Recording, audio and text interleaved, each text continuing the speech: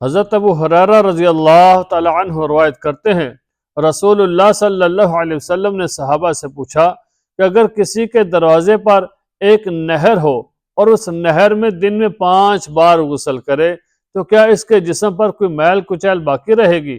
تو صحابہ رضی اللہ تعالی عنہ اجمعین نے عرض کیا، یا رسول اللہ صلی اللہ علیہ وسلم، اس کے جسم پر کچھ بھی باقی نہیں رہے گا۔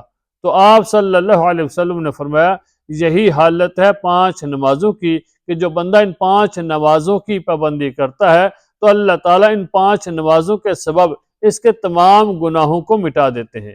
تو ہمیں نماز کی پابندی ضرور کرنی چاہیے، اس کے سبب سے اللہ تعالیٰ گناہوں کو مٹا دیتے ہیں۔ جو بندہ اللہ تعالیٰ کے حکم کو پورا کرتا ہے تو پھر اللہ تعالیٰ اس کی تمام ضروریات کو پورا کرتے ہیں۔